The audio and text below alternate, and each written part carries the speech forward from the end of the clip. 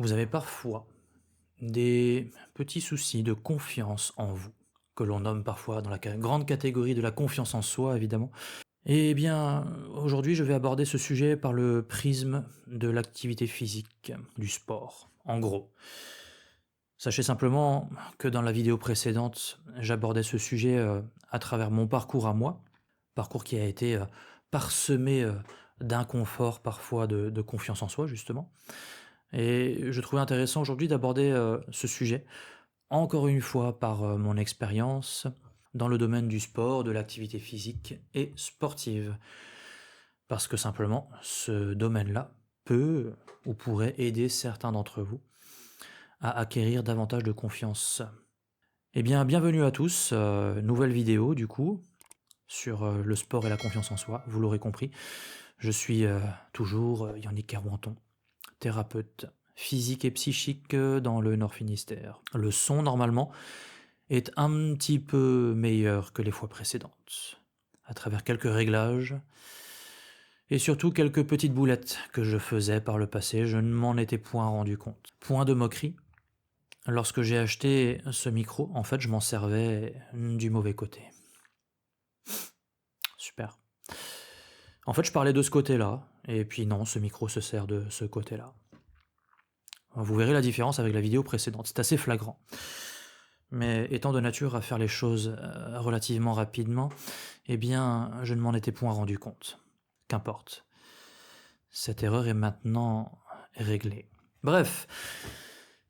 Ouais, je trouvais intéressant donc d'aborder ce sujet-là, de l'activité sportive. Alors je sais que tout le monde n'est pas friand de sport, mais pour autant, ça peut être intéressant pour certains profils qui auraient, je dirais, ce manque de confiance, de se pencher assez sérieusement sur ce sujet.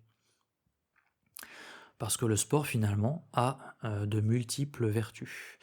Je crois que ces vertus, les bénéfices en tout cas que ça peut apporter dans une vie sont assez innombrables et c'est quelque chose que tout le monde devrait mettre en place dans sa vie. Alors chacun à son niveau, chacun à son rythme, mais au moins, je dirais, ça doit être une base de, je sais pas, de santé quoi, de prendre soin de soi. Une base d'hygiène de vie, j'ai envie de dire, assez globalement. Évidemment, le sport, l'activité physique, de façon assez large. Quand je dis activité physique, ça peut être, aller marcher, hein, régulièrement. Ça peut être, des marches rapides, aussi pour, intensifier un petit peu le niveau, d'endurance ou le niveau, de difficulté. Avec des bâtons, par exemple, hein, on connaît tous, la marche, nordique, la marche sportive. Mais ça peut être des choses, un peu plus intensives, je sais pas moi, du vélo, de la natation, des sports en club, du renforcement physique, en solo sur son tapis, tout ça, ça rentre dans l'activité physique. Mais, sortir d'un schéma où on fait rien, hein, les gens qui se contentent juste de faire leur travail, maison, canapé, télé et manger n'importe comment, aller se coucher et on recommence le lendemain. Je pense que c'est là où les problèmes peuvent survenir au fil du temps, hein. Ne serait-ce qu'au niveau, je dirais, du poids, c'est tout con, mais avoir un poids d'équilibre, un poids, je sais pas quel est le terme déjà? Un poids de forme, hein, tout simplement. Ne serait-ce qu'avoir ce poids-là, cohérent, déjà on va pouvoir éliminer de sa vie tout ce qui va être problématique articulaire, d'usure prématurée. C'est vrai que chaque kilo en trop, forcément ça va être des points de compression sur les hanches, sur les genoux ou autres, hein, et ça peut apporter des difficultés dans le temps. Alors on peut avoir parfois un poids, un petit peu élevé parce que par rapport au sport que l'on fait. Moi par exemple, j'ai un poids, un peu trop élevé par rapport à ma taille, mais parce que je fais de la muscu.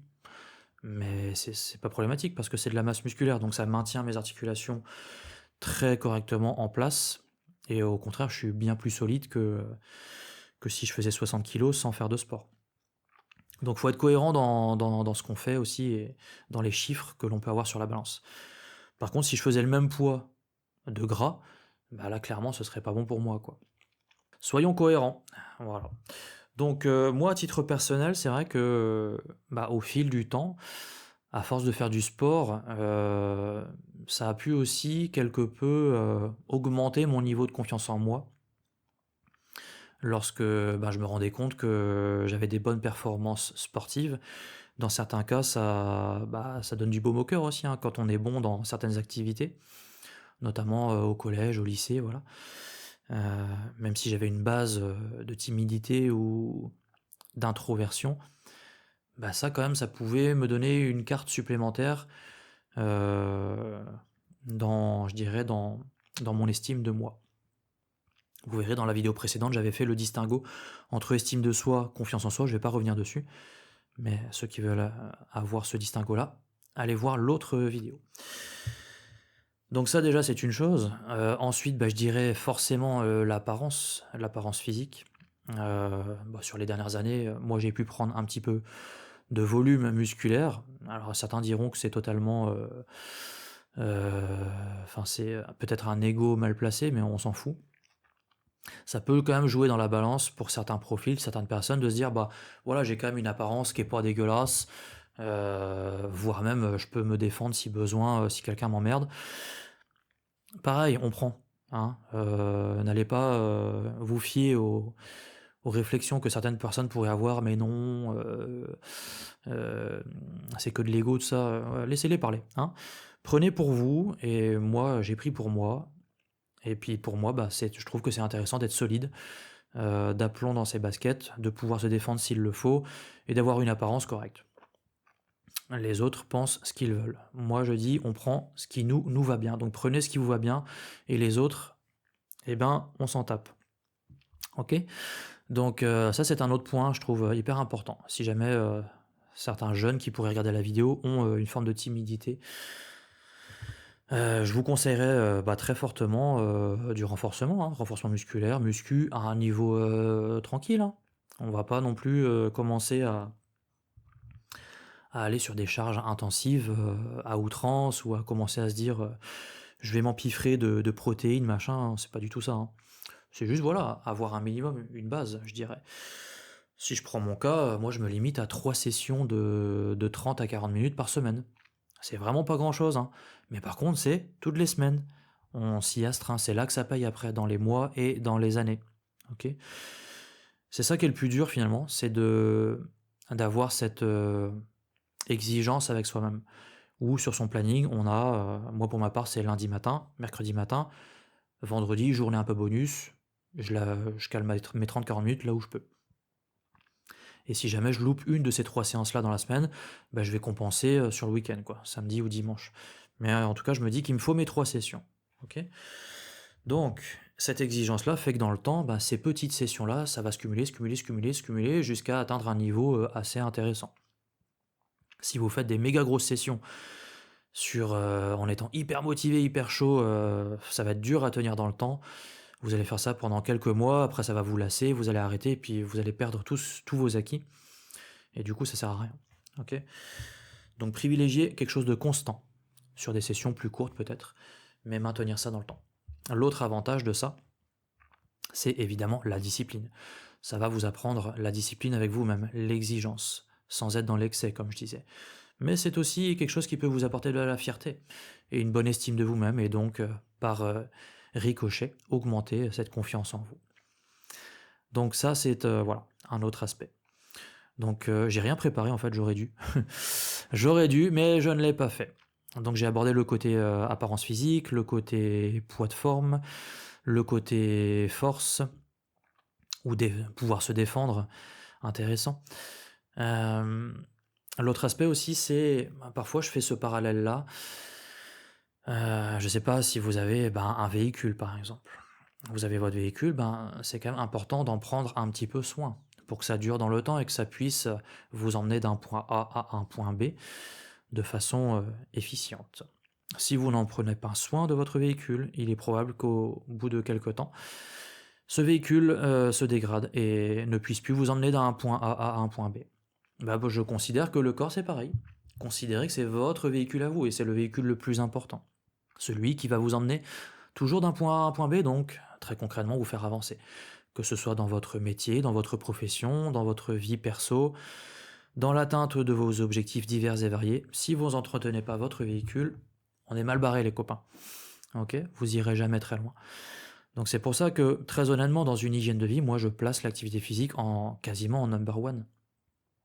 Peut-être, bon, allez, on va dire à égalité avec l'entretien psychique. Mais toutefois, les deux sont liés.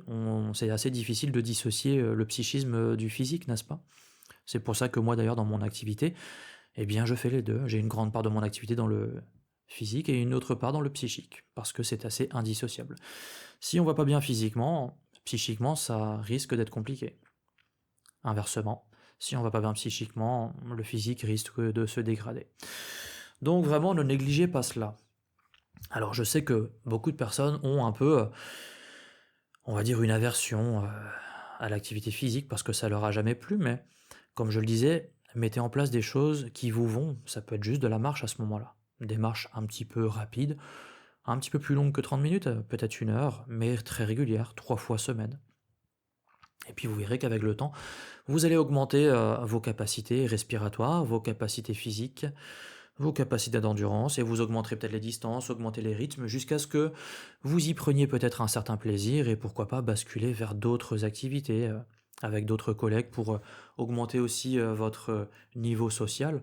À vous de voir tout ça. Mais en tout cas, les répercussions dans votre vie seront très importantes. Donc, il est vrai que moi, avec tout ça, dans mon parcours, je ne peux que dire que ça m'a grandement aidé dans ma confiance en moi. Notamment, comme je le disais dans ma vidéo précédente, à partir de mes 30 ans, j'en ai aujourd'hui 42, j'ai mis plus le paquet sur l'activité physique, puisque là, je suis reparti en STAPS pour devenir kiné, donc j'ai pas tellement eu le choix, hein. J'ai basculé dans un cursus sportif.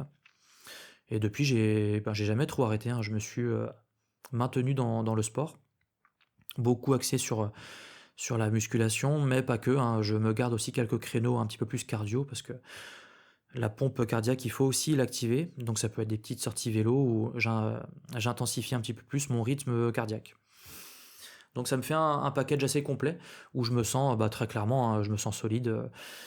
Je me sens solide dans mon corps pour pouvoir assumer ce que j'ai à faire dans mon métier, assumer mes objectifs personnels aussi.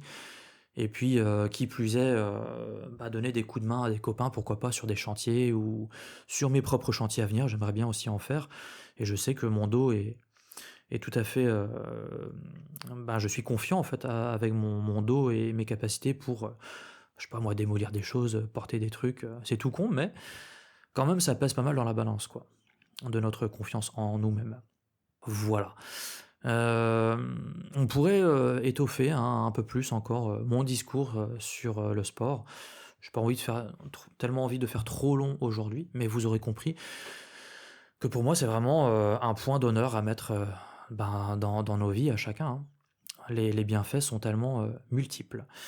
Je pense que on peut trouver aussi assez facilement sur YouTube des personnes qui vont parler de ça de façon plus précise sur ce qui se passe réellement dans le corps au niveau comment dirais-je, des échanges chimiques qu'il peut y avoir quand on fait de l'activité physique et tous les bienfaits que cela peut apporter.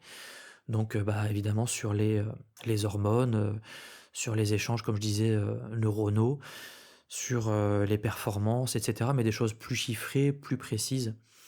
Vous trouverez tout ça sur YouTube. Donc, c'est tout à fait prouvé aujourd'hui que le sport a toute sa place, hein, dans nos vies, quoi. Donc voilà, c'était juste pour faire ce parallèle-là entre activité physique, confiance en soi. Donc encore une fois, eh bien, si c'est pas dans vos programmes, si vous sentez que vous avez un déficit de confiance en vous, ce que je vous propose, c'est de mettre dès à présent en place vos 3 sessions hebdomadaires, minimum, ça peut être plus, mais minimum. Des sessions relativement courtes, sinon, comme je disais, vous allez vous lasser, vous allez stopper. Et puis de toute façon, le corps a besoin, hein, de progressivité pour pouvoir faire en sorte que les tendons, les muscles, les articulations s'adaptent à vos activités si vraiment c'est tout nouveau. Donc mettez ça en place progressivement. Peut-être même noter sur une feuille ou dans votre agenda. Tel jour, telle semaine, là j'ai mon créneau de 30 minutes, c'est réservé. Et n'y dérogez pas. Vraiment, si c'est sur votre agenda, pardon, C'est réservé activité physique, hein. Il y a pas de, «Oui, est-ce que tu peux me donner un coup de main?» Non, mon créneau, il est là, là je peux pas, OK?